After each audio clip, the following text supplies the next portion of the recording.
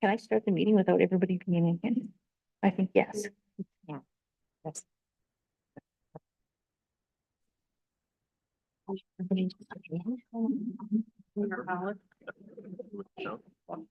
Yes.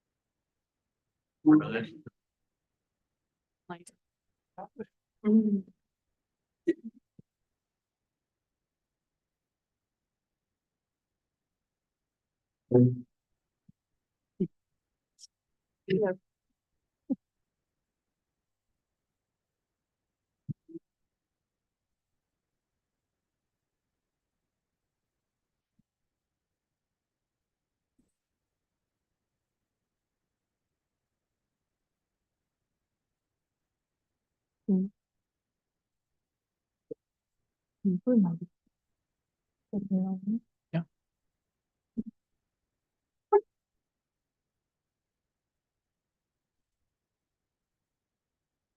Yeah.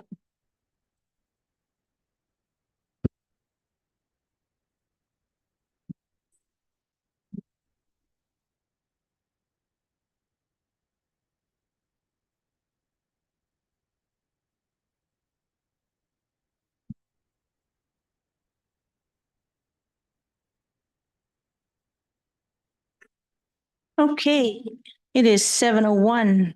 Welcome, everyone. Thanks for coming. I'd like to call the regular council meeting to order Tuesday, March 19th, 2024. We'd like to take this opportunity to acknowledge the traditional territories of the Indigenous peoples of the Treaty 7 territory and the Otipemisiwak Métis Government, District 4. We respect the histories, languages, and culture of the First Nations, Métis, Inuit, and all First Peoples of Canada, whose presence continues to enrich our community.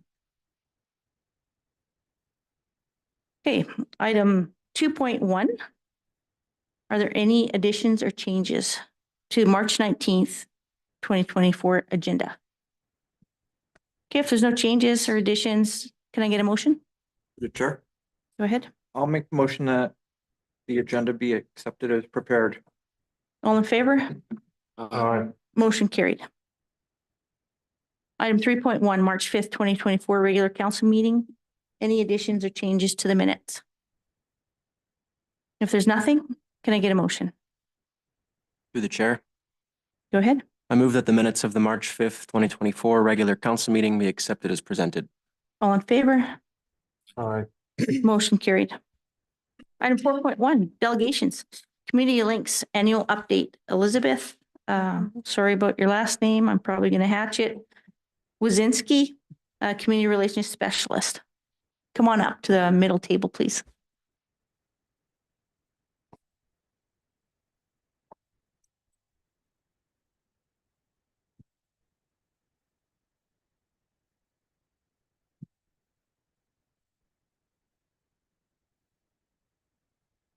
How's Community Links today?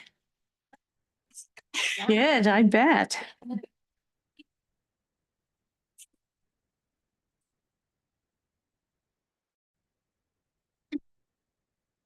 If possible, we can get you guys when you're presenting just to speak into the mic. Good evening, everyone. I'm Brenda Hume, and I'm the Executive Director of Community Links. I'm Glenn Smaha. I'm one of the directors on their board.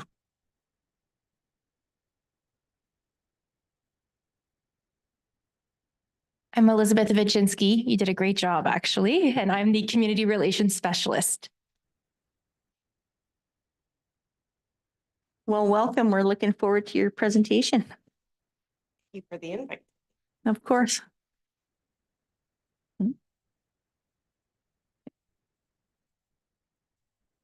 We're just getting you guys some chairs.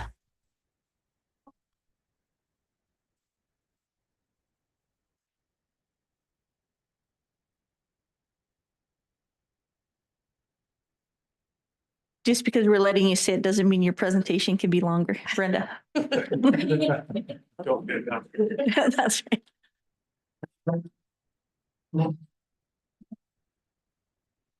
Voila.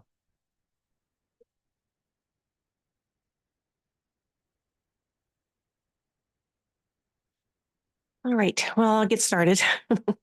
So thanks very much for the invite tonight, and we're pleased to present our annual report to Crossfield, and we most thankful for all of your financial support, and we really appreciate working with our FCSS coordinator. It's been a pleasure, and thank you for all the years of supporting us for sure. So community links. So North Rockview Community Links Society is known for short Community Links, and we serve the North Rockview region. So it includes Crossfield, plus City of Airdrie, Village of Bicycure, Town of Irricana, and the surrounding North Rockview region. Our vision is strong individuals, strong families, and strong communities. With our mission to inspire hope, support healthy development, strengthen well-being, and resiliency by connecting individuals and families to services, supports, and resources in our communities. So the history of Community Links began in 1982. So actually we are over 40 years old. And it started with Airdrie Family Services in 1982. And then in 2001, the North Rockview Community Resource Center was formed. And then the two agencies got together and thought it was a great idea to amalgamate. So in 2008 is when Community Links became one agency. And then in 2020, we are also been awarded the Family Resource Network, which provides additional supports for families with an emphasis on 0 to 6, but we can serve youth as well. And the great thing about FRN I want to speak to is that the FRN is funded by Children's Services, so that enables us to provide services right across Alberta. So anybody living in a different community can join a workshop online. So it's great support across the province.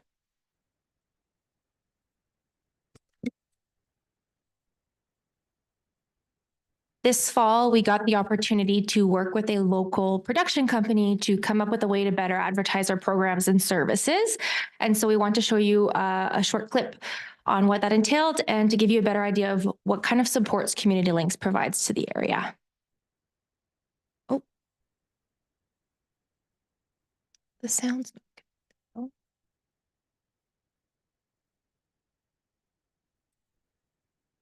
I don't know if it's going to be loud enough, to be honest, but. If you want to just point the mic maybe at your laptop and see if that helps out. In 1982, and it is a nonprofit registered charitable organization that provides programs and services, and we serve from birth to seniors. Community Links offers support to the communities in the North Rockview region of Alberta, Which includes Airdrie, Bicycure, Irricana, Crossfield, and North Rockview County. Our programs and services are categorized in 4 quadrants. Which include family resource services, support services, counseling services, and community engagement services. Counseling services offers individual and family counseling, single session counseling, children's counseling, and groups and workshops. Additionally, we also provide family violence counseling to those who are survivors in the community.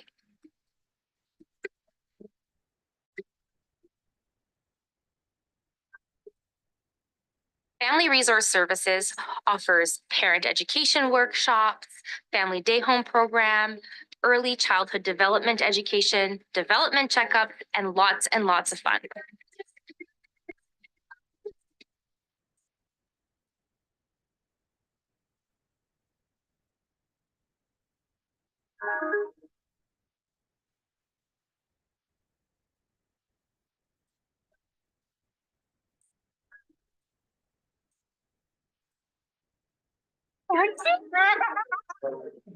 Community Engagement Services offers a wide variety of programs and services in the community, school support, volunteer opportunities, events, and a ton of partnerships and collaborations.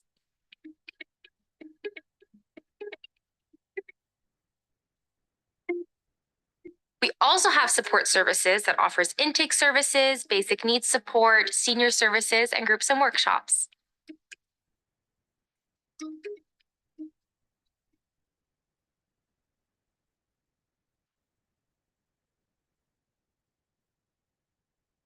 Community Links is a central hub in Airdrie and surrounding area.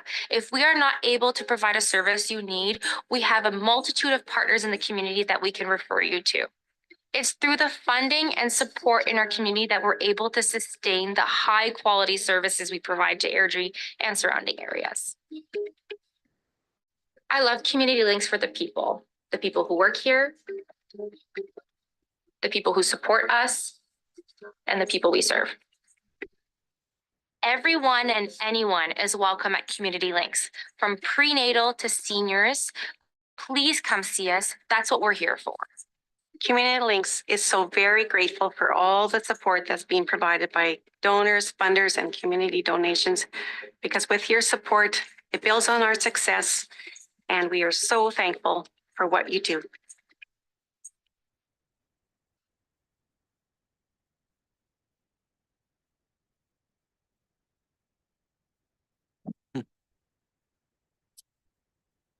So I won't go into detail about the core service areas because we just outlined them quite extensively in the video, but we do have 4 quadrants of service that can be accessed through Community Links.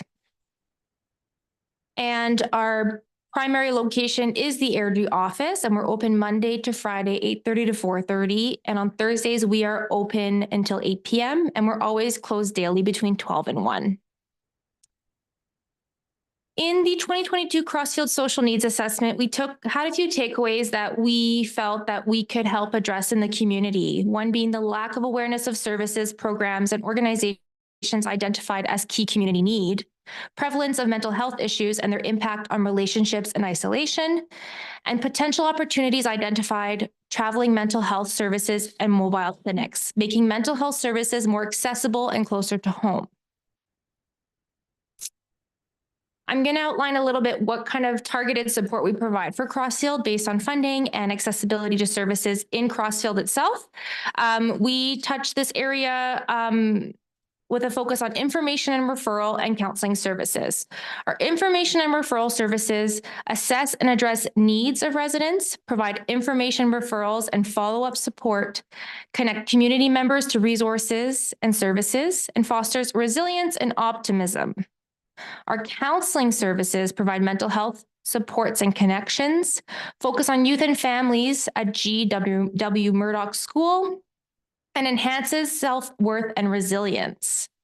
Our goal is to improve the quality of life and build a healthy, sustainable community. So the way we provide these services for information and referral, we have intake services. We're located in the Crossfield Library, and we come into town on the second Wednesday of each month between 1 p.m. and 4 p.m. And we served 118 Crossfield residents in 2023. I'd like to take note that our intake services are in Crossfield on these days. However, Crossfield residents can access these services in our Airdrie office 5 days a week.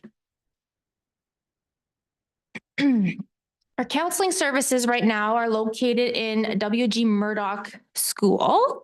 And there's been several presenting issues that have come forward in this community. Anger issues, anxiety issues, depression, emotional regulation, emotional wellness, family conflict, self-harm, stress-related issues, and there's a elaborated list here as well. We attend W.G. Murdoch on Wednesdays from 9 a.m. to 12 p.m. In 2023, we served 35 Crossfield residents, 21 adults, 4 6 to 12-year-olds, and 10 13 to 17-year-olds. And this program can also be accessed by Crossfield residents when they come to the Airdrie office if we're not in Crossfield. I did want to take a moment to mention our income tax program. It's very busy right now and very prevalent to what everybody needs to do in the months of March and April. We have a community income tax clinic. It is affiliated with CRA. We have skilled, screened volunteers who can help people file their income tax. There is an income threshold that can be assessed upon calling in or coming in person. We just want to stress the importance of filing your taxes and facilitate that process for people who otherwise maybe wouldn't have access to being able to do so. Filing taxes is a huge step towards accessing community supports. So we can't stress enough how this program opens up a lot of opportunities for residents in the area.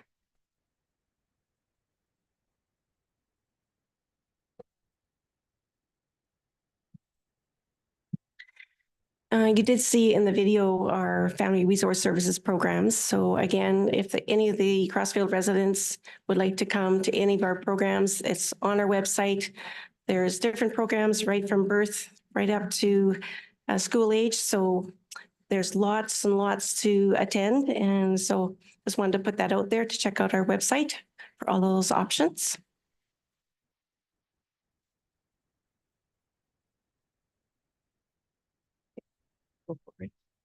And what Elizabeth is showing, just the various workshops that we provide through the counseling. And each year, some of them may be the same or some may be different depending on the presenting issues that we're seeing in counseling. So this is an overview of our funding, and in a moment I'll get Glenn to speak to some of that too. So our budget's running about 4.3 or 4.4 million, depends on the funding that we receive per year. And we do have a large amount of fundraising to do per year, but for the most part, we are stabilized through municipal and provincial funding. And we are very thankful again from Crossfield. And the user fees comes from our Family Day Home program. So we are sitting around 50 Family Day homes and looking for Family Day homes in Crossfield as well. So if you know anybody that wants to start up a Family Day home in Crossfield or in the area, please pass that information on to us. And I will pass it on to Glenn to talk about from the board perspective. Thank you, Brenda. So my presence here tonight is, primarily to say on behalf of the board who have their regular monthly meeting tonight, thank you for your support from Crossfield to Community Links. That assures that your area has access to the services. And without that, I know the pretense of having to go to the big city of Airdrie. It's nice that you have that access right here in town. And Brenda also asked me to speak to, what else other than money does Community Links could we use from your residents and yourselves. And I think that would be representation. We have a nice sized board right now, but having area representation from a city or an area of this size with the population base that you have, I think the time is appropriate that you have some representation on our board. Our board would convene in September. Those of us that are on the board now, our term is done in June. We don't meet through the summer. And the demands of being on the board for Community Links, in my opinion, are quite light for the reward that you get for serving such a fantastic organization. We meet monthly for 10 months of the year. And then there's some light committee work. So if there's anybody that you are aware of or yourself personally that's in the room, I'm sorry I've got my back to so many people, we'd encourage you to get involved because we think that, again, Crossfield as it's growing and continues to grow could really benefit from that representation.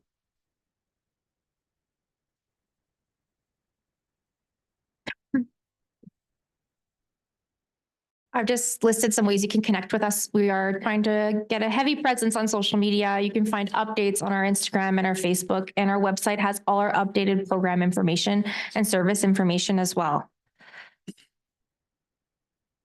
Some questions, if you want to answer, feel free. If not, that's all good.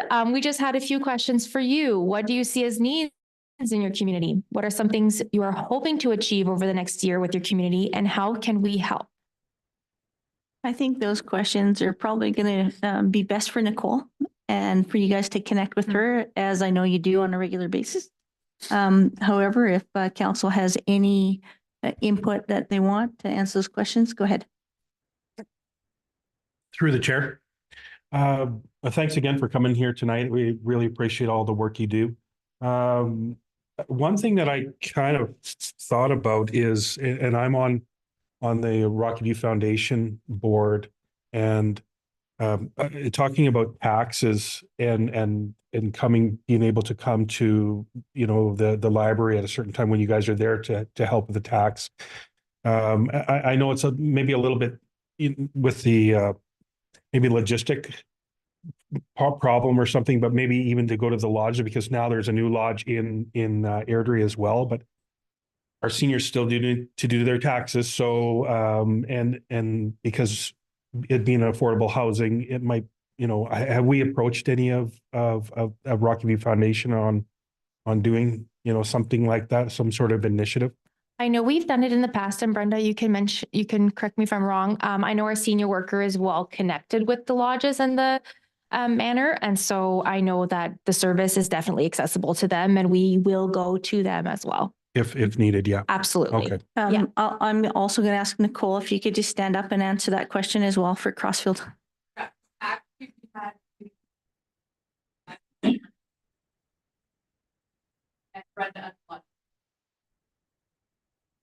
Fantastic.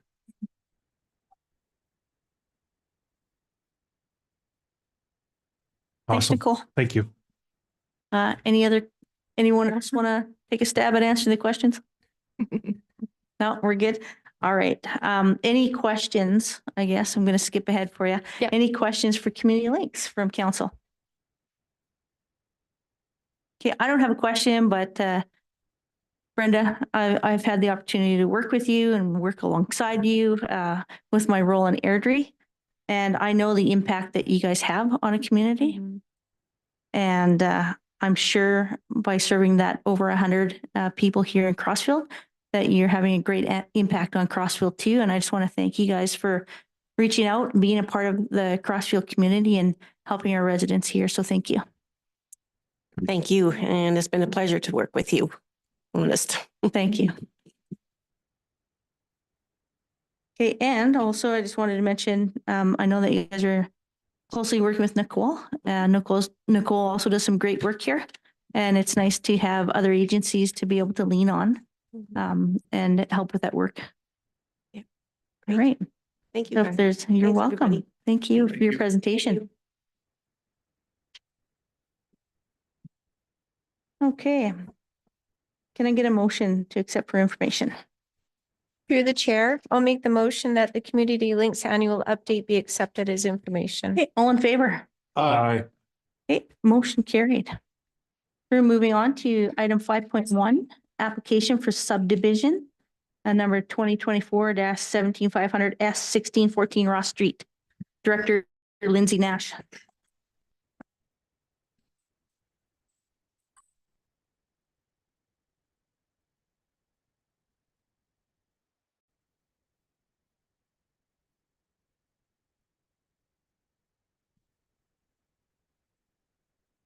Good evening, Council. The town of Crossfield received a subdivision application for the property located at 1614 Ross Street. The purpose of the application is to provide 2 residential lots to accommodate a semi-detached dwelling by separating the existing lot into 2 titles through the subdivision process.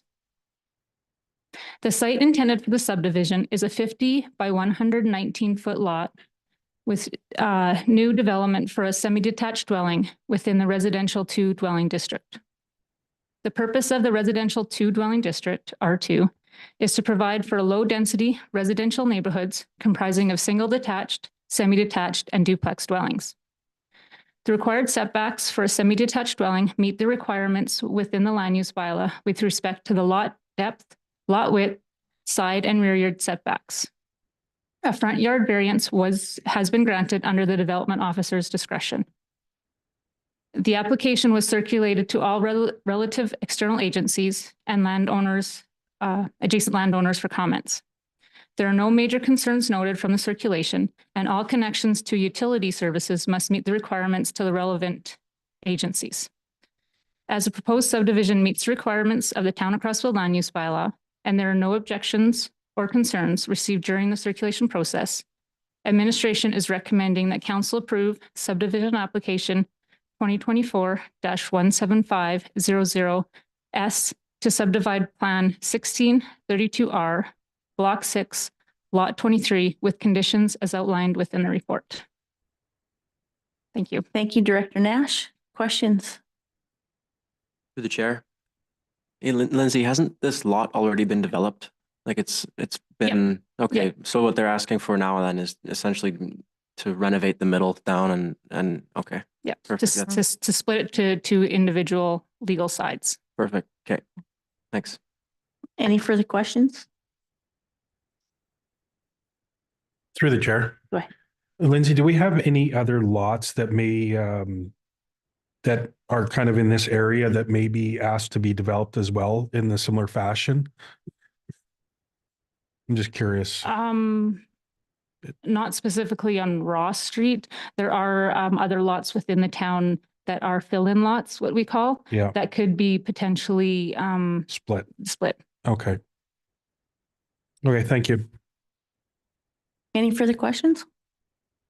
Any discussion? Okay, if there's no further questions or discussion, can I get a motion? Through the chair. Through the chair. I motion that subdivision application number 2024-17500-S to subdivide plan 1632R, Block 6, Lot 23 be approved, subject to the conditions as outlined within attachment 5, number 5.1. Okay, all in favor? Aye. Motion carried. Thank you, Director Nash. Thank you.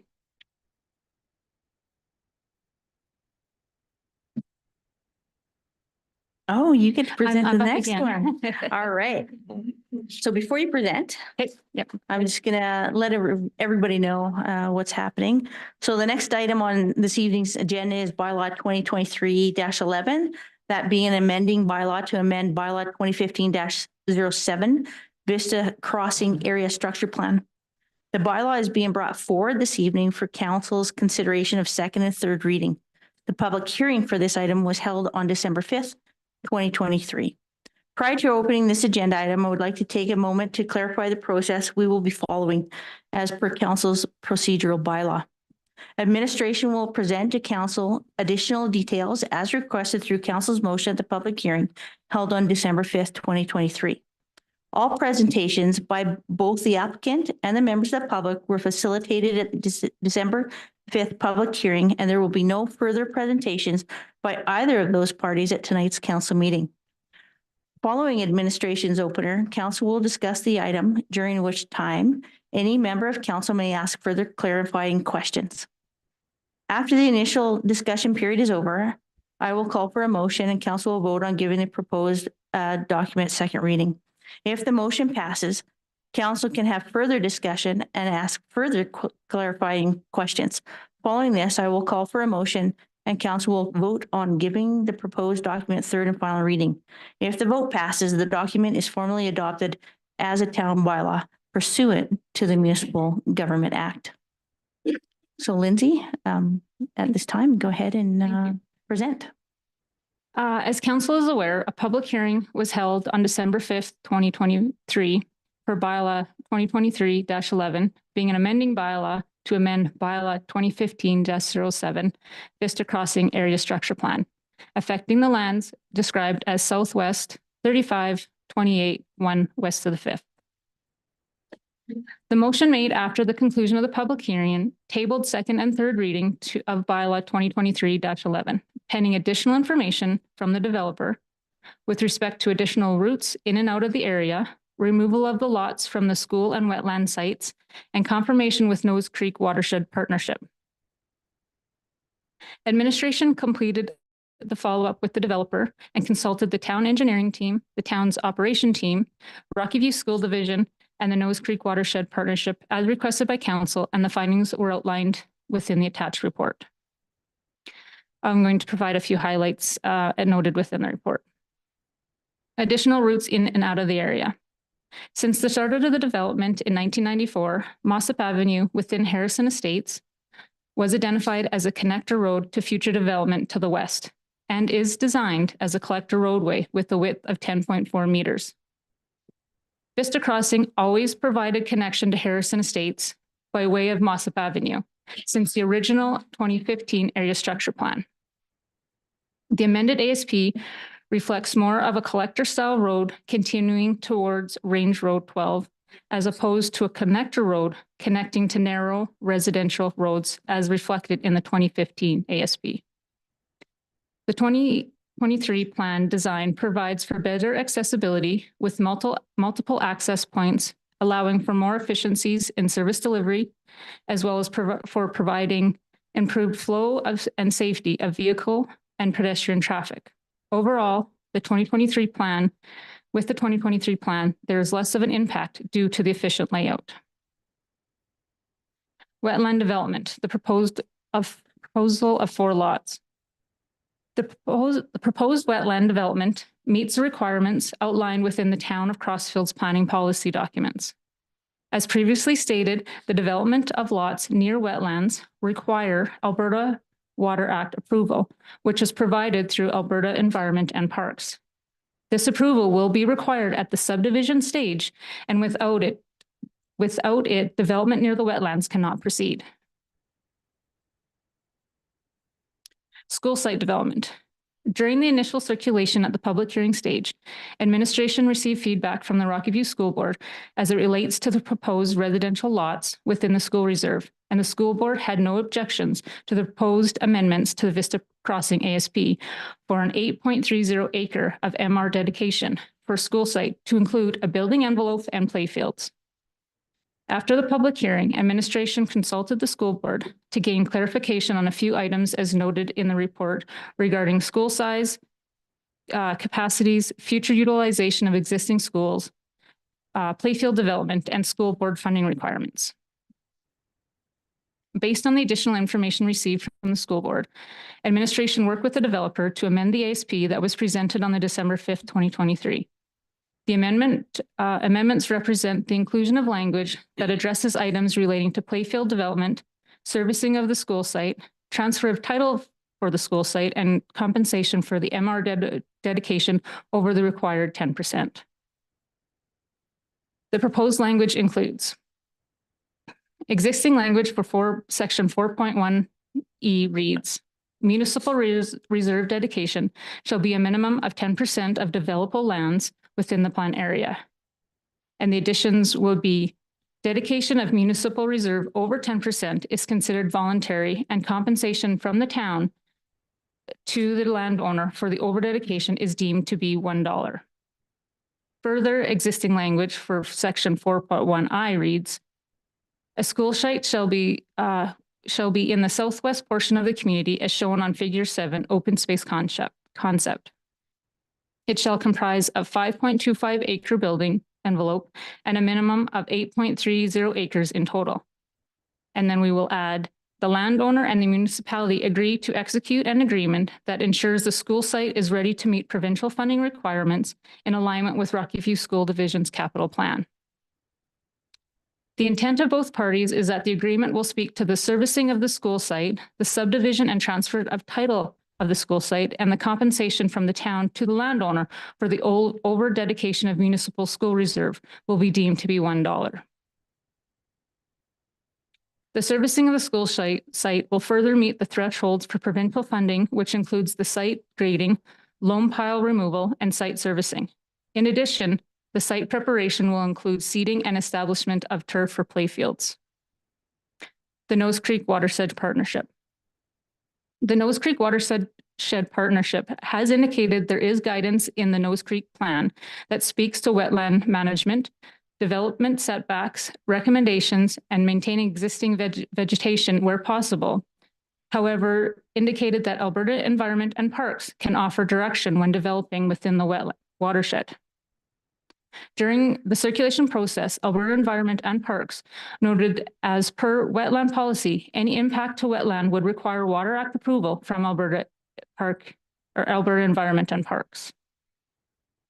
In closing, as the amending area structure plan meets policy alignment within the intermunicipal development plan, the municipal development plan, and land use bylaw, and external agencies have indicated no objections, administration is recommending that bylaw 2023-11, being a bylaw of the town of Crossfield, to amend bylaw 2015-07, Vista Crossing Area Structure Plan as amended, be given third and final reading, or sorry, second and third reading. Thank you, Director Nash. We'll now open it up to questions.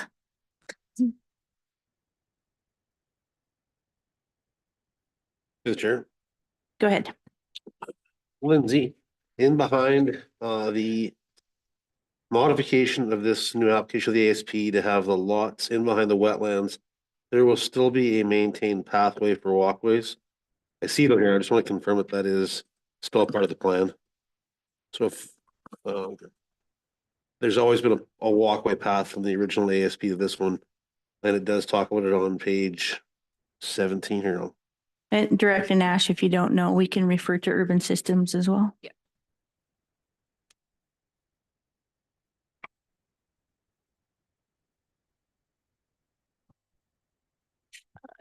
Through the chair, Councillor Knight, are you referring to the pathway that comes between the existing house that's there, or? The proposed new houses and then the wetlands. Yes, from the way the ASP is, yeah. Yep. From a policies point of view, has a traffic study or do we have a parking study sort of moving the expected vehicles and transportation around the school area? So do we have a policy on parking, I guess, and then also on, is there a requirement for a transportation or investigation when it comes to schools being installed in certain areas?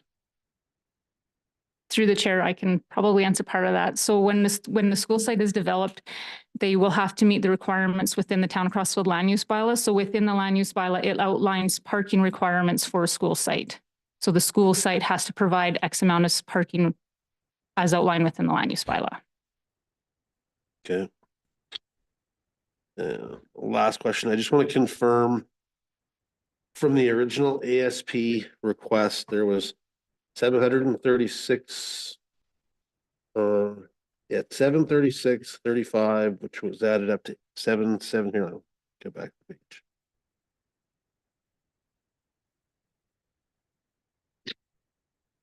Sideways here. For the low density residential from the original application, so it's 789 and 30.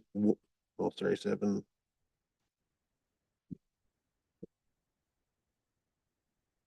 Many pages to move around.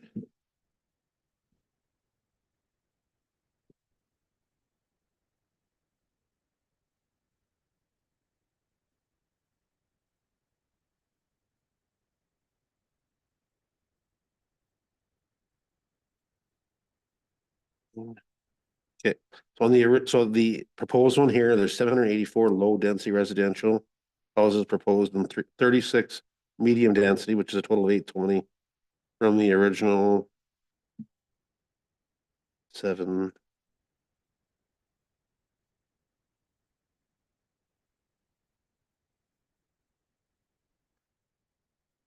Uh, 736 and 35, so it's 771 before, right? So there are 49 new additional lots in this ASP.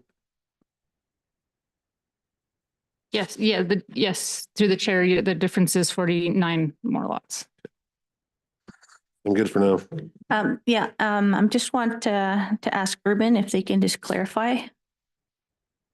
Yeah, thank you. Good evening, council. Through the chair to Councillor Knight. That's right. So the current plan considers 49 more lots than the original 771. You're right, at 820. There's a couple elements to highlight with that. The current plan is a rendition of the original amendment that was submitted in the beginning of 2023. That plan originally actually proposed 842 lots, which was about a 9.2% increase in lots over the original 771. So currently it's a decrease in lots from the original amendment that was proposed in 2023. So it's about a 2.6 decrease in percentage overall. Specifically, 22 lots have been decreased, and that decrease in lots largely was from the administration's review. When the area structure plan was first submitted, the inefficient layout of the roadway, the networking that was commented by administration was revised, creating different frontage. So the lots were actually reduced. The school site was reduced as well. Or sorry, the school site was increased. The lots adjacent to the school site were reduced. So just to clarify, currently as the plan has been proposed, it's actually a reduction of lots from the original amendment that was submitted. Thank you. And I think we have some clarification to you on the traffic impact, and we'll allow CEO Kinza Barney to reply.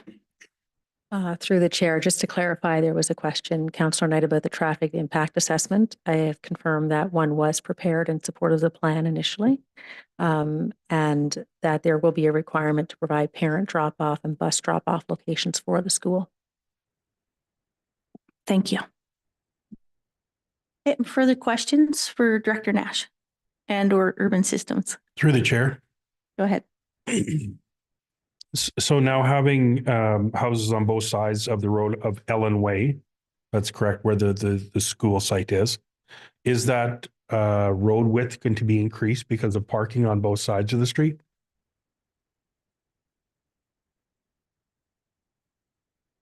I think that's an Urban Systems question. I'll just clarify the question. Thank you. So the question is whether Ellen Way will be widened. Is that correct? So in the original ASP, Ellen Way did not go directly through into Range Road 12. That's correct. In And now with the additional houses putting on the school site, has the width of Ellen Way been increased due to parking requirements for both sides now? Yeah, through the chair, I don't specifically have the dimensions of Ellen Way, whether they were increased or not. That's something that I would have to take away and get back to you. So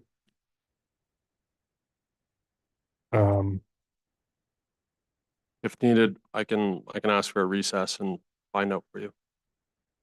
Yeah, I think this is what we'll do. Let's put that in the parking lot there on hold. If we have any other questions where we need to clarify during a recess, we'll do that.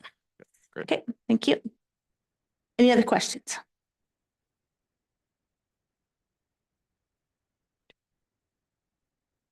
Okay. There's no other questions. Any further discussion? All right, so if that's the last question, Through the chair. yeah, go ahead, Councillor Knight. So this is directed at CEO Barney.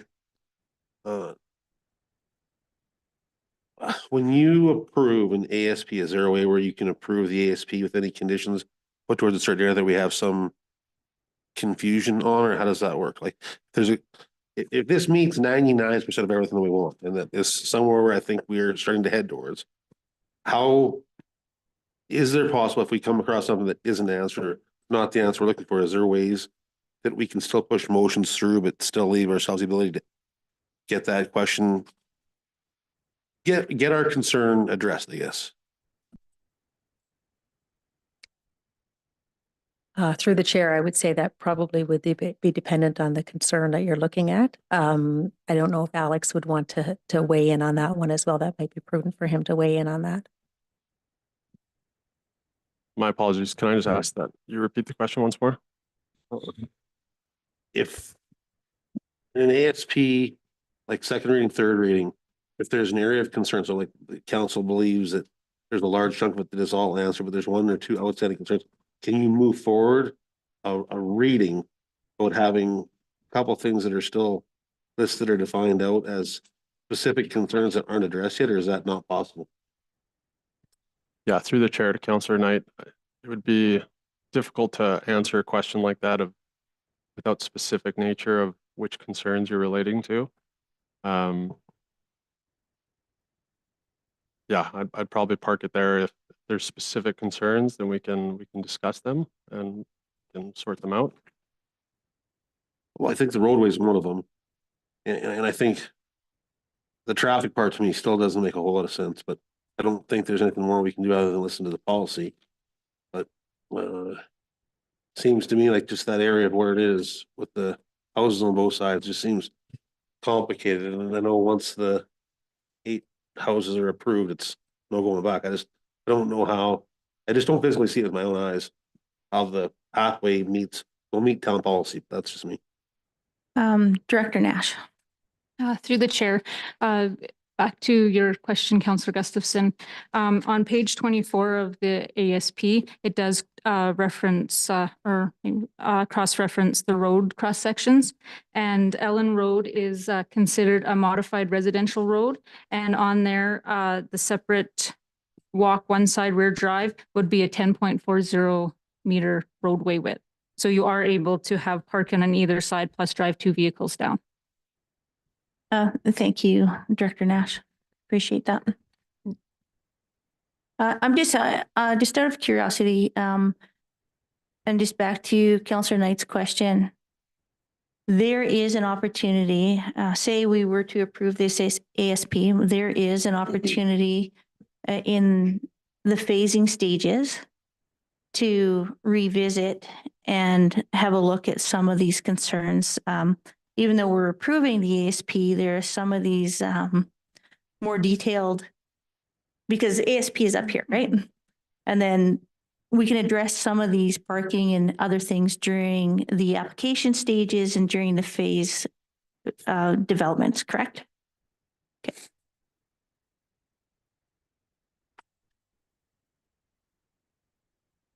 Yeah, and maybe Urban, if you can speak on that a little bit further. Yeah. I kind of hatched it maybe, but you know. Yeah, thank you, Mayor. That's correct. At an area structure plan level, we're looking at a guiding policy document for this area. Through the subdivision and development permit process, there's much more detail that's analyzed and reviewed. And Director Nash's comments earlier that if applications at that time, at the appropriate time, do not meet the requirements and are evaluated on the policies at that time, they don't meet, they can't be approved, right? So you're correct that at this time we're floating at a pretty high level of a policy guiding document for the area. Thank you. Have all the questions been addressed? Is there a need for a recess?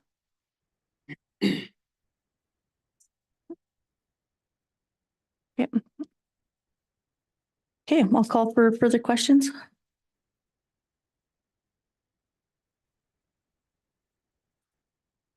Okay, any further discussion that council wants to have?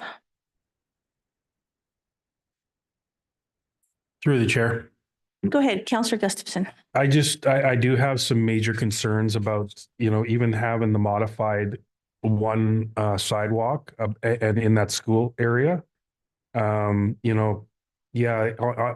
Concept on paper is great, but when it comes to safety for our children, I think it's a major concern for me. And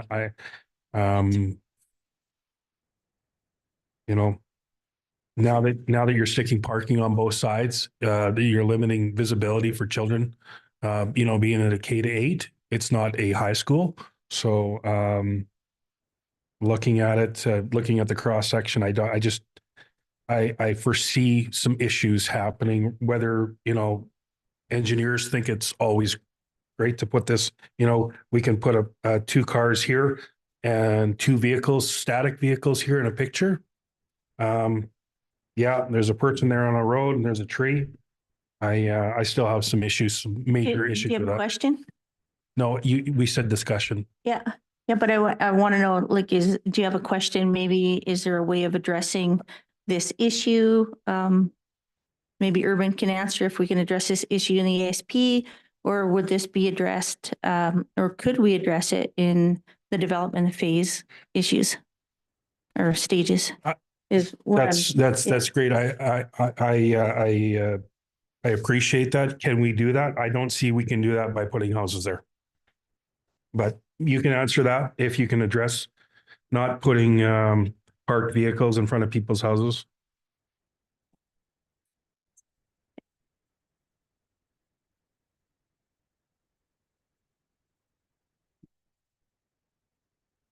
Through the chair. So was the question, just if I can reiterate what the question was specifically? There is no question. There is, I see, now putting parked cars on both sides of the street when you're putting it by a school, and we don't have, I appreciate we have a policy on parking within a school site, but not adjacent to a school site, or do we have that policy on, because now we're putting, so we don't have a policy. Director Nash. Through the chair, another option that can come down at a future phase is the installation of flashing lights, that the crosswalk lights that we currently have crossing Limit Avenue. That's another potential option for the safety of the students to cross Ellen Close. Yeah, if I may, Mayor. Through the chair, Councillor Gustafson. So transportation network will be assessed at the subdivision stage. It's circulated to the proper departments to be assessed based on safety and engineering standards, and it can be a condition of subdivision. Currently, we're looking at the overall network at the ASP stage. Specific cross sections can be determined at the subdivision stage. And at the subdivision stage, it will also be circulated to the school district for commentary.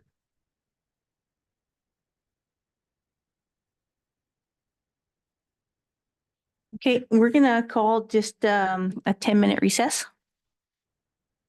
And we'll be back at 8:02.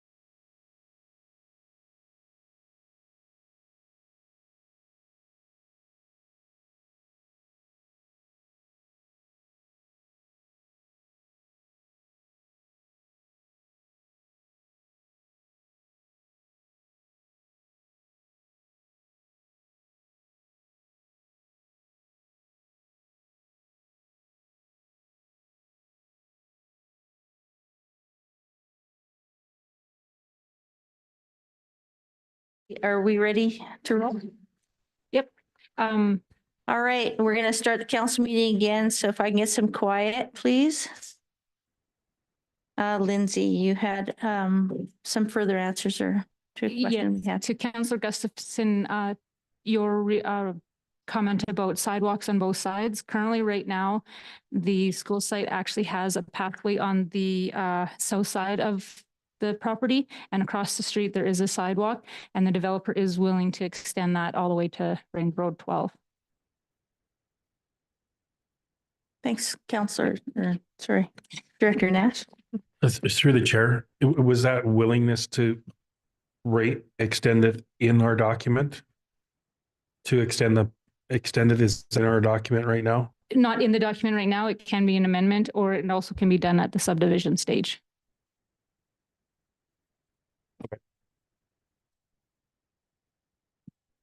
Thank you. All right, any further questions from council? Any further discussion from council? No. Okay, if there's no further questions, no further discussion. We're gonna.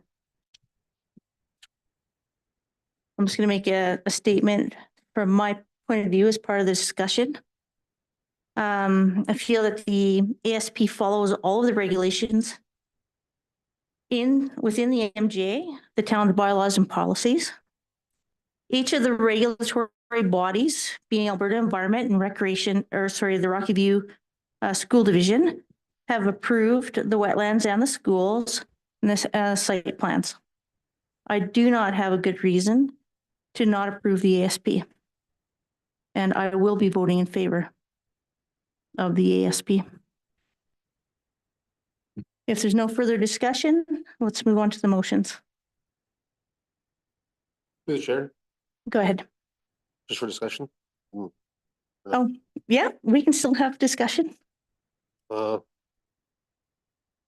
understand the MGA Act, I understand policies, I struggle with wearing a hat of being council, and once a reading goes through, it seems kind of hard to pull the brakes back and an honest answer, so I'm hoping that if this passes forward, that maybe in the subdivision area, there's some areas that council still has some concerns on, that Dream will be a good partner and hopefully address those concerns.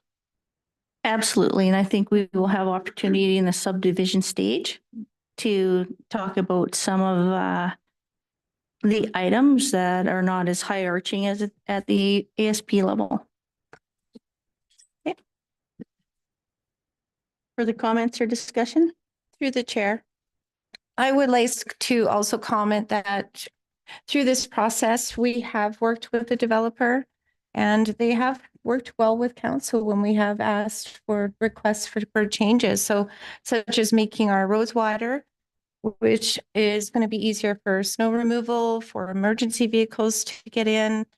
So we worked well together so far. So if we do tonight approve the APS, I foresee still having that relationship with the developer when council makes a request. Okay, thank you. Anyone else? All right, if there's nothing else, can I get a motion, please? Through the chair, Go ahead. I move that bylaw number 2023-11 being a bylaw of the town of Crossfield to amend bylaw 2015-07 Vista Crossing Area Structure Plan as amended be given second reading. All in favor? Okay, opposed?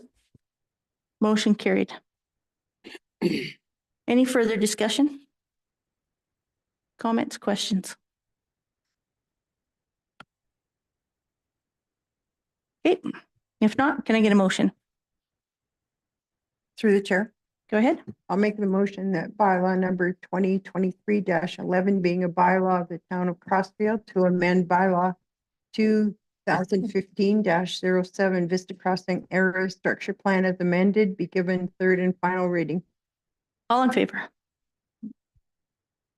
Opposed? Okay, motion carried.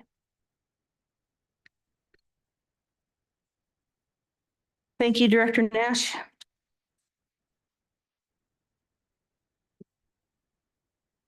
Item 7.1, Policies Recreation Board Policy 2024-02.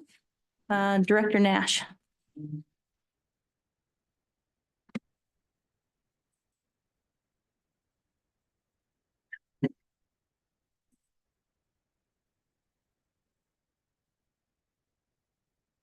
And council was given a handout too by Director Nash early. This goes with their presentation. Thank you, Mayor Harris. Sorry for the delay. I had to find my spot. So yes, before you have an updated Crossfield and District Recreation Board policy. Through some review and discussions with the Recreation Board, we just determined that the current policy required some alterations to improve clarity, modernize roles and responsibilities for board members as well as town administration. Some highlighted updates of the policy include ensuring that members at large for Rocky View County reside within the Crossfield Recreation District, being divisions 4 and 5. Identifying voting versus non-voting members of the board. Ensuring that pecuniary and conflict of interest are identified for voting on funding applications. Addition of a section outlining administration's responsibilities. Clarifying that granted funds cannot exceed the amount being requested by a group. Addition of criteria to use for evaluating funding requests, clarifying timeline requirements for using funds as well as project completion report requirements, updating in finance information to reflect current accounting practices, and addition of funding applications and the project completion reports as schedules to the policy. Members of the Crossfield Recreation Board have reviewed and provided input on the updated policy as well. As Mayor Harris mentioned, I did provide a brief handout to each of you. Late yesterday, it came to our attention a scenario that, to be quite honest, wasn't considered just because we haven't had this happen before. So to kind of explain it, we have a group who because we offer two streams of funding, operating and capital. And one group has both of those. And so when looking for the project completion reports in order to move forward with this year's funding, there isn't anything in the policy that states that one can take place without the other. So as it's worded, we were looking for both project completion reports for both streams when in reality, they haven't completed the one because of different timelines. So we wanted to provide some clarity within the policy that wasn't in there just because it wasn't something that had been considered prior to. So at the top of your page there, you'll see section 8.11. And I'm just going to quickly find, so the current reading of that section states, groups or organizations that receive funding must provide a project completion report within 1 year of the completion of their project. Future funding applications will not be considered by the Recreation Board until a project completion report is submitted and approved. So as amended, administration recommends that 8.11 should read, groups or organizations that receive funding must provide a project completion report within 1 year of the approval of their project. Future funding applications of the same type, being operating or capital, will not be considered by the Recreation Board until a project completion report is submitted and approved. Future funding applications may be denied by the Recreation Board for operating and or capital grants if an organization is found to default on any project completion report.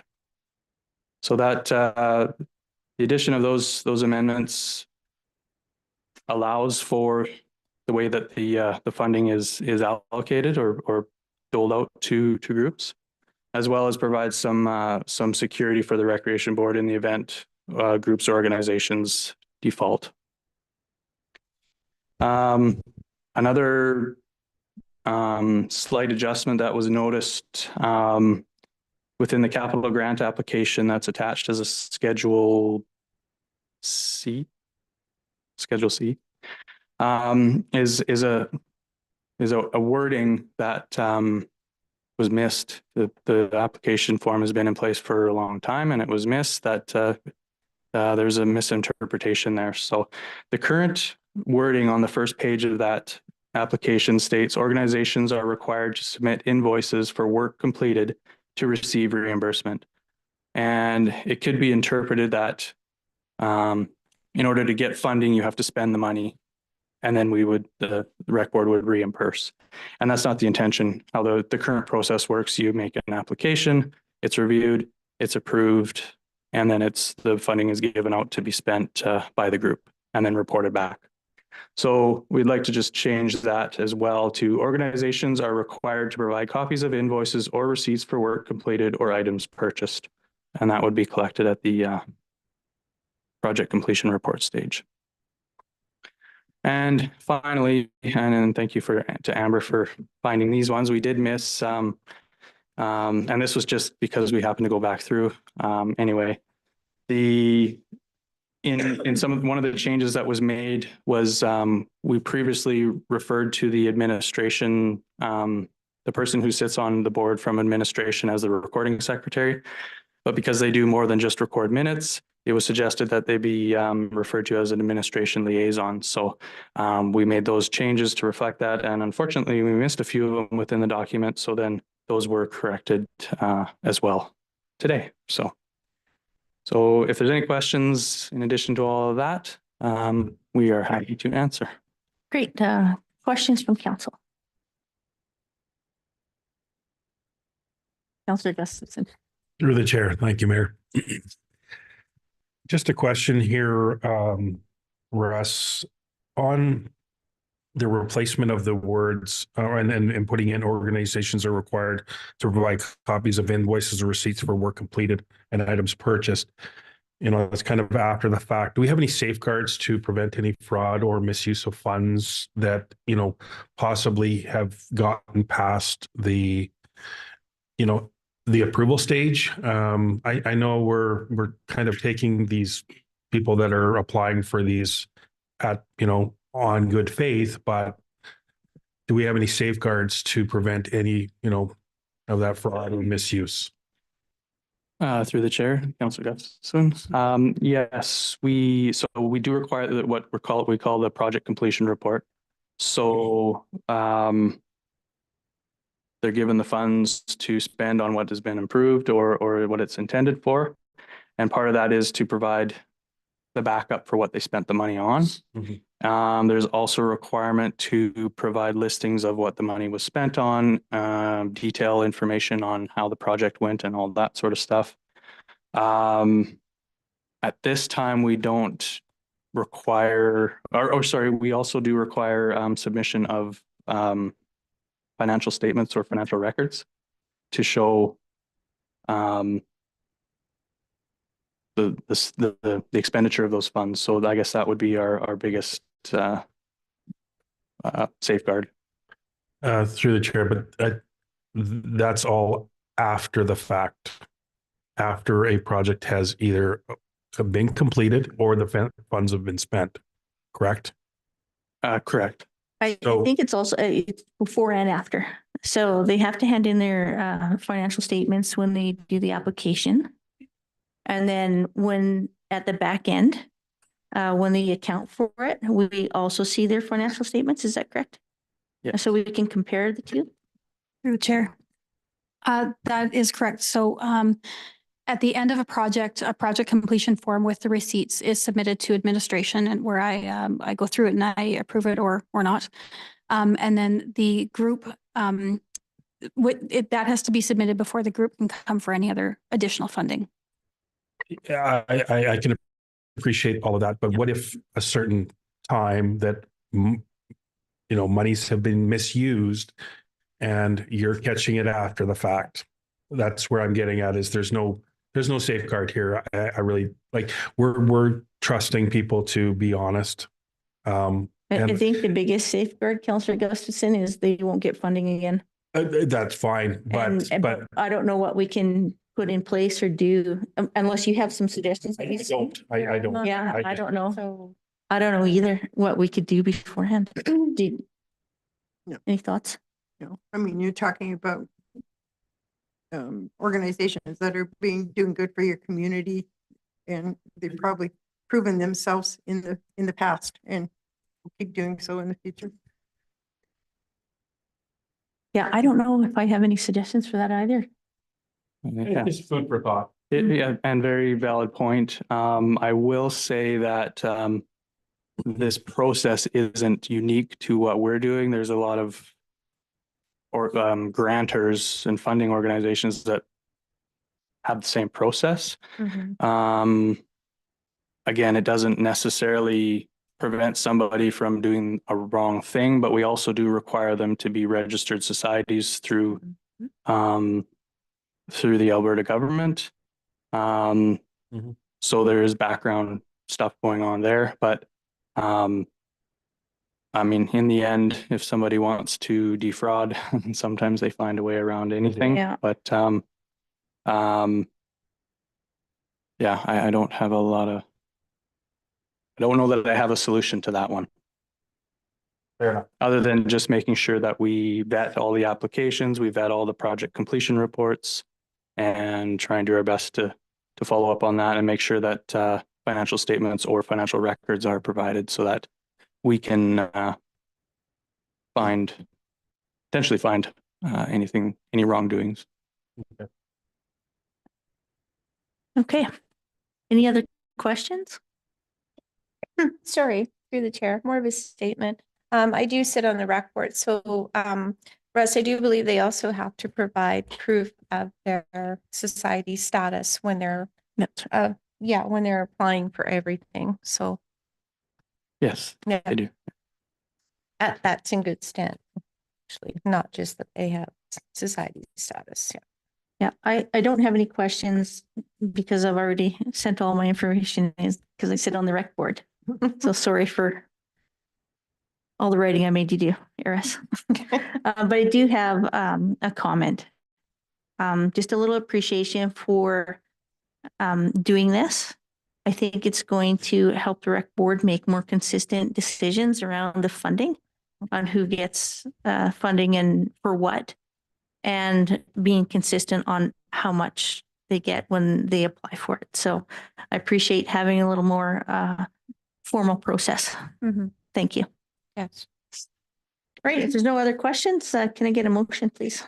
Through the chair, Go ahead. I'll make the motion that the council approve the Crossfield and District Recreation Board Policy 2024-02 as amended. All in favor? Aye. Motion carried. All right. Item 8.1. Nicole, our FCSS guru.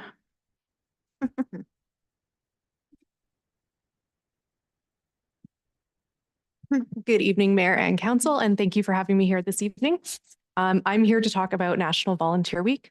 The third full week of April is National Volunteer Week, and it is a time to celebrate and thank our volunteers. For 2024, National Volunteer Week will be from April 14th to the 20th, and the theme this year is Every Moment Matters. This theme highlights the importance of every volunteer and each contribution they make at a moment when we need support more than ever. The sharing of time, skills, empathy, and creativity is vital to the inclusivity, strength, and well-being of our community.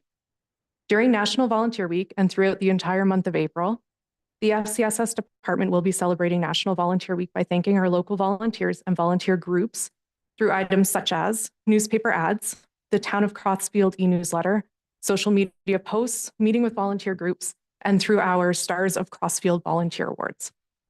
With our Stars of Crossfield Volunteer Awards, we are wanting to invite those who are nominated to join Town Council in the multipurpose room ahead of the council meeting on May 7th from 6 to 6:45 p.m.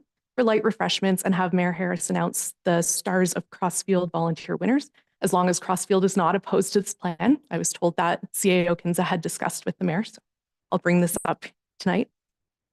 We would also invite the Town of Crossfield volunteer drivers for the Meals on Wheels program, and then also our 2023 Youth of the Year winner, where we announced those winners in December. We would invite him and his family to come and join us that evening as well. The funds for the planned National Volunteer Week activities will come from the FCSS internal programming budget. I have also applied for a small grant through Volunteer Alberta It's for enhancement funding for these activities. As of today, I'm still awaiting notification of the grant. We did get it last year, so I'm very hopeful that we will again this year. Volunteers are fundamental in strengthening the connections made in our community, and volunteers in Crossfield create a big impact on making Crossfield a better community. By sharing these moments, we co-create the neighborhoods, culture, and society we want to live in. So the overall goal of FCSS is to enhance social well-being. By recognizing and showing appreciation to our volunteers, it's a great way to enhance the social well-being of the many volunteers who do amazing work in Crossfield.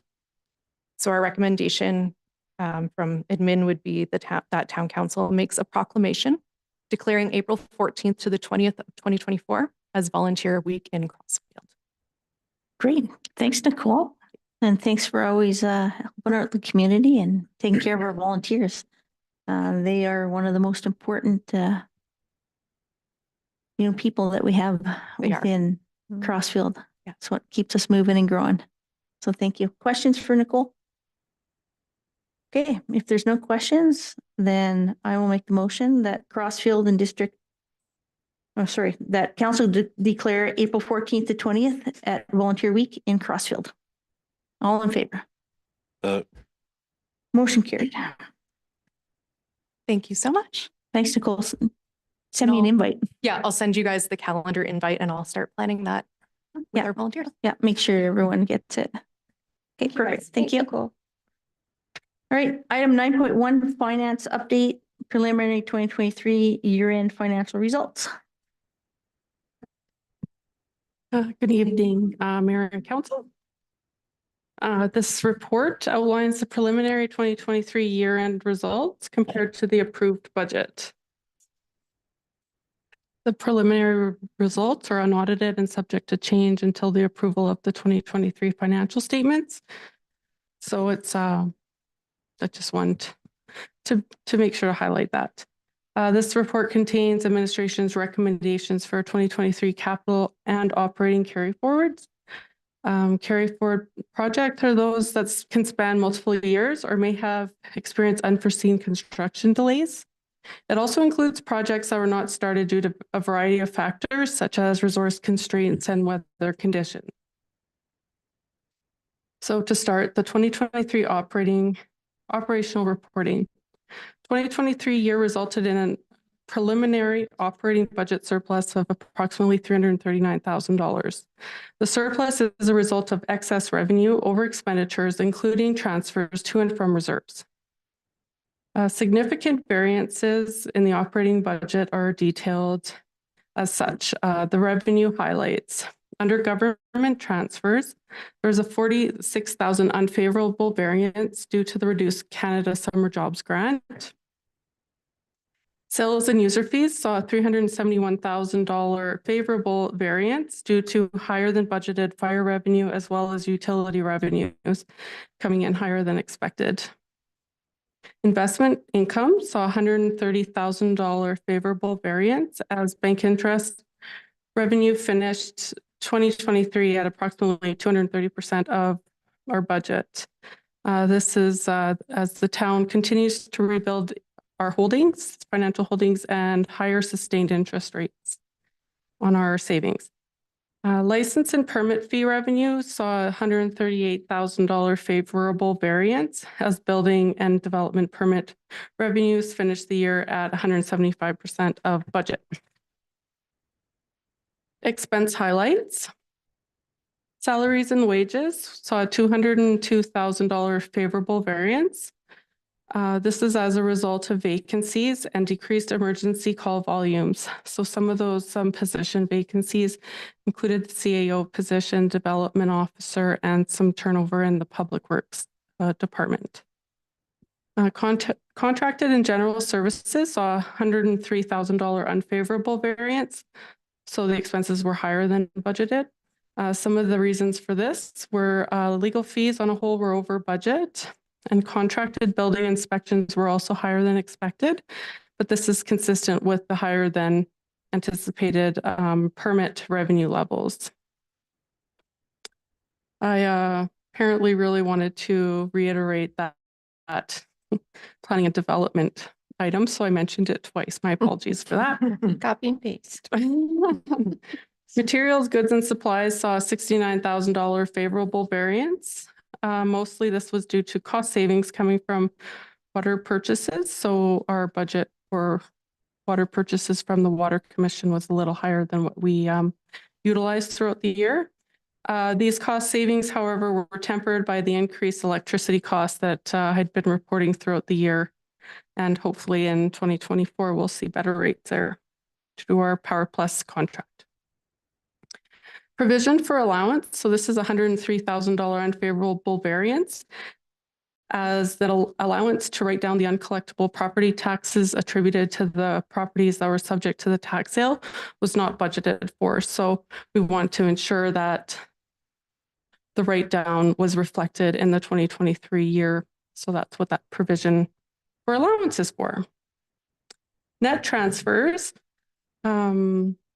These are items, this section contains transactions that impact both operations and also have capital impacts.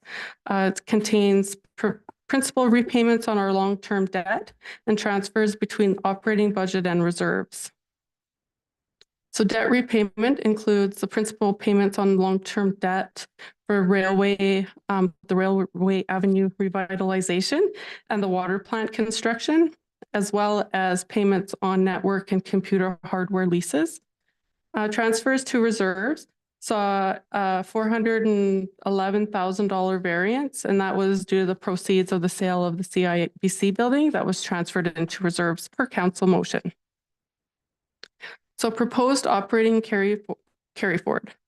It is proposed that $29,000 be carried forward into the 2024 operating budget for operating initiatives that weren't complete in 2023. Orders totaling approximately $29,000 were placed in late 2023. However, due to delivery timelines, the items hadn't been received by the end of the year. An operating surplus allocation. The MDP and LUB update, along with the planning policy audit, project scope was defined during a workshop held in September 2023 with both council and administration, along with the town's planning and engineering contractors. The need for $40,000 in additional budget was identified and reported on in the operations department update at the October 3rd council meeting. At that time, a motion to allocate funds was not made. This report represents a proposed motion that would see $40,000 of the operating budget surplus allocated to the MDP and LUB update project. Now for capital updates. The 2023 approved capital program budget was $1.573 million. Of that, 72% was expended in 2023. Many of the 2023 projects were not complete during the calendar year and have been identified to be carried forward in 2024. Some of the capital program highlights include cost savings that were negotiated in the removal of the North Lift Station. Scope change to the Amory Park rink upgrade has now been expanded in 2024 to include the provision of pickleball courts. So the budget from 2023 is being requested to be carried forward into 2024 to see that project through. The Western Dog Park work in that dog park in Western Park will be phased in over several years. Arena Ice Plant replacement project ran very efficiently with no need to draw upon contingencies built into the project budget. Additional cost savings were also realized as internal resources were used to complete aspects of the project, such as painting, for example. Proposed capital program carry forward. The 2023 capital budget carry forward request is $246,615, which is approximately 15% of the overall capital budget. And I had a wrong number here, so it should be 1.573 million as it is reported above. Oh, good God. So on the next page, there's the list of all the capital programs and the carried forward amounts. In most cases, you'll see the budget. The unused budget is the request for the carry forward. However, in the ice plant, Only $6,000 is being requested as a carry forward in 2024, and that is to cover final engineering approval and project audit costs, as there is an audit requirement for the CFEP grant. It should be noted that this project, the Arena Ice Plant Replacement Project, was funded through actually 3 grants. The CFEP grant that minor hockey was able to secure, RBC Capital grant that we received from Rocky View County, and from the province of Alberta MSI grant allocated to the town. So is there, if you have any questions about any of the projects on this list, I'll let you ask me those at the end of my report. So financial implication, the total capital carry forward for this request is $246,665, which is funded through a combination of reserve funds and government grants. The total operating carry forward request of $29,000 is funded from operating reserve funds. The operating surplus allocation of $40,000 is also being requested to support ongoing activities associated with the MDP and LUB update. So council has options, and your option 1 would include amending the 2024 capital budget to include the budget carry forwards as presented, totaling $246,665. And to amend the 2024 operating budget to include the 2023 operating budget carry forward amount of $29,000 and an allocation of the 2023 surplus of $40,000. Or council may amend, or sorry, recommend a capital carry forward in amount other than the proposed $246,665. And they may also propose a different amount for the operating carry forwards other than those recommended by council, by administration. Seems like I'm always at the end of these meetings, and the later it gets, doesn't get better necessarily. So as a recommendation, administration recommends that council accept the 2023 financial update as of December 31st as information. And administration recommends that council amends the 2024 capital budget to include the 2024-2023 capital budget carry forwards in the amount of $246,665. And administration recommends that council amends the 2024 operating budget to include the 2023 operating budget carry forward $29,000, along with an allocation of $40,000 of the 2023 operating surplus to fund the MDP and LUB. Enclosed, you have the operating budget summary as of December 31st, 2023, and a capital budget variance report for up to the end of December 2023. Great, thanks, Amber. Questions for Amber? Through the chair. Amber, I just have a question for under capital program highlights. That we were in hopes of getting a grant for the outdoor exercise equipment. Did they have to say why we were turned down for the grant from the Alberta Blue Cross? Well, this is a good question, and I'm going to guess that the gal in charge of grants has left the building. But Russ is here. I'm just curious if there was something that we could do different for the next round if you reapply for it. Through the chair. That grant program is very competitive.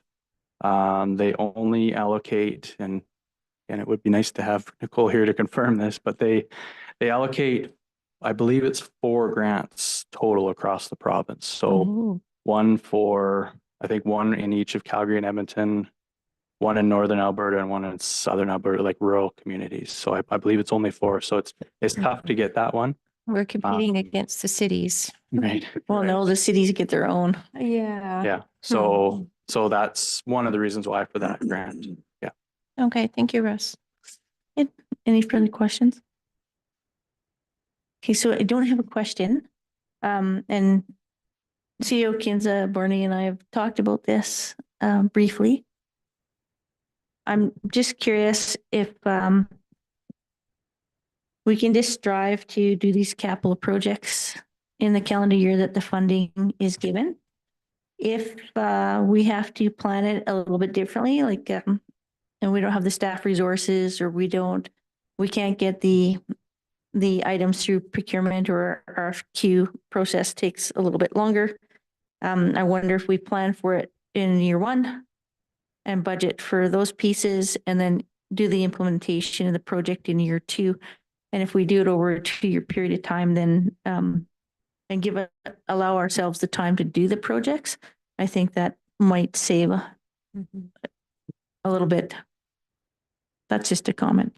Yeah, makes sense though. If I may, through the chair, I know in some cases it could be not recommended to proceed with a project without it being fully funded, without having that secured in place initially. That's why most municipalities do have carry forwards. It is because you want to secure that the dollars before you start put the shovel in the ground. So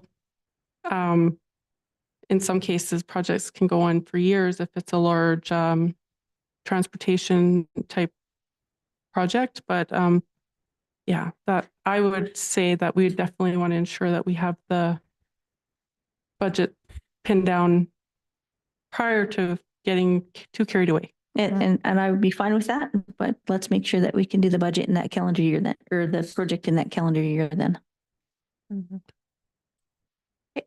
Any other questions? Through the chair. Go ahead. I'd also like to add that make sure we have all our documentation in order as well. That Absolutely.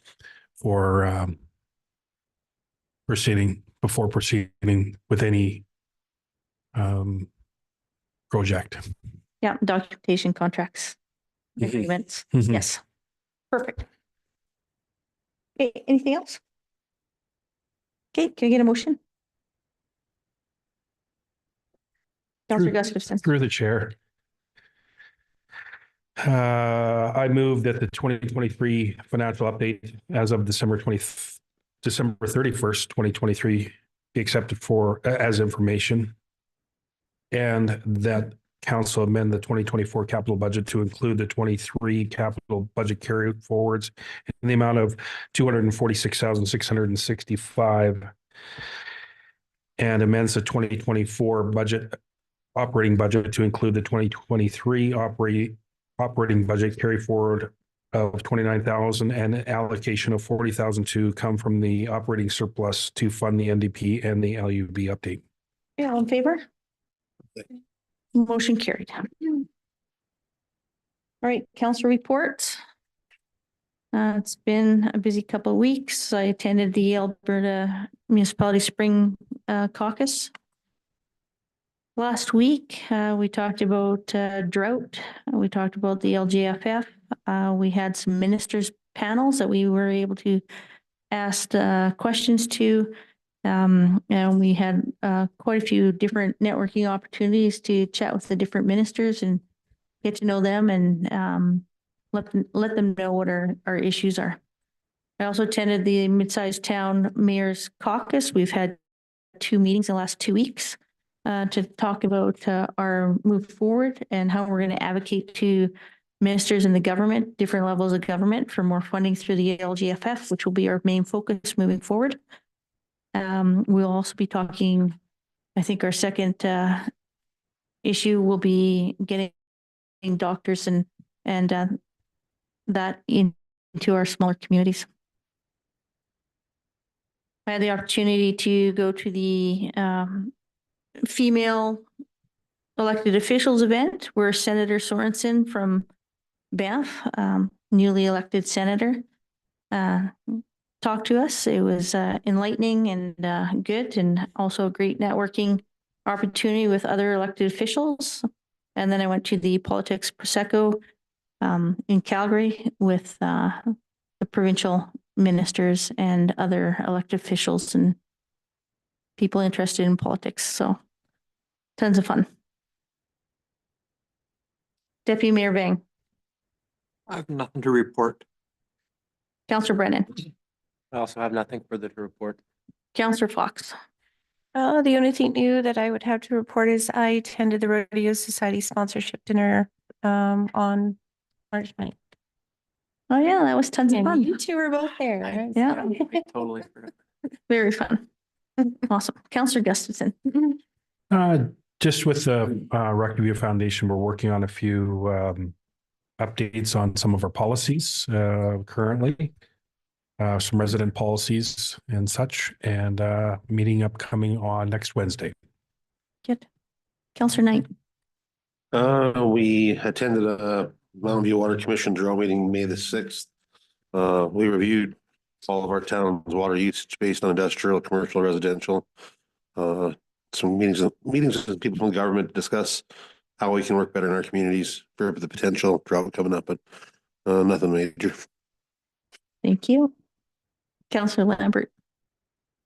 I have nothing to report at this time. My next municipal development meeting is Friday. Okay, great.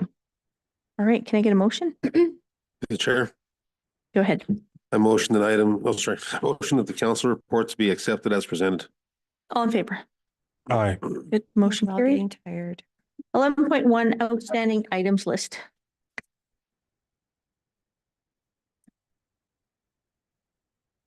Just speak to that one.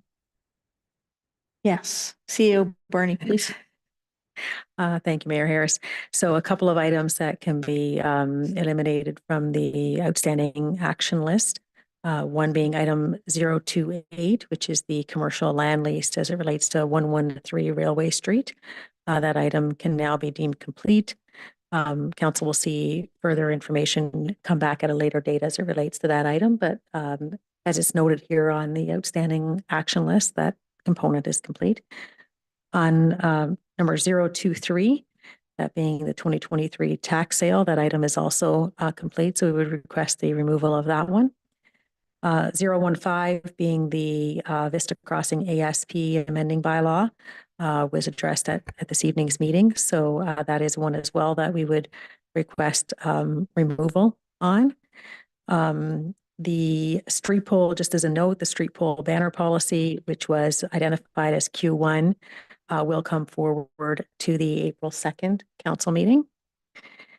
And the wastewater treatment and disposal feasibility study, we're looking at April 16th as the council meeting at which that report will come forward. And that concludes our requested amendments to outstanding action list. Thank you. Any questions for CEO Burns? Through the chair, I just want a little confirmation or clarification on timeline as well. So when it says, it's due date Q2, are we going to have a presentation on anything that's in that, it says the end of Q2. Is it, going to be completed at the end of Q2 and then the presentation will be after that, the next following, the next earliest meeting, or that the end of Q2's meeting? Through the chair, I would say that the timelines that are proposed on the outstanding action list is intended to represent the timeline in which that item would be completed and be in front of council. So administration's work on the item would be complete. And it would have been in front of council. There are some instances where you might see that it's come forward to council and we've left it on the list until it's concluded because there may be some administrative components that have to happen, especially as it relates to the finance end. But generally, once it's back in front of council, if it's addressed in the information or recommendations posed by administration is accepted by council, then we would deem it as complete and request removal. Okay. Okay, any further questions? Okay, if there's no further questions, can I get a motion? Through the chair, I'll make the motion that items 023, 028, and 015 be deleted from the outstanding items list.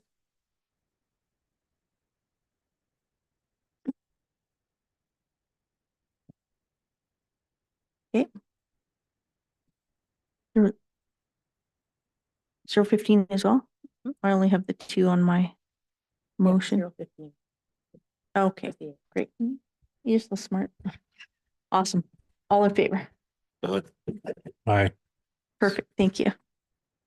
There's no correspondence. All the upcoming events are on the Crossfield, Town of Crossfield website. Feel free to go have a look and see what events are coming up. And that brings us to adjournment. I'll make the motion to adjourn. Great, thank you. Thanks, everyone.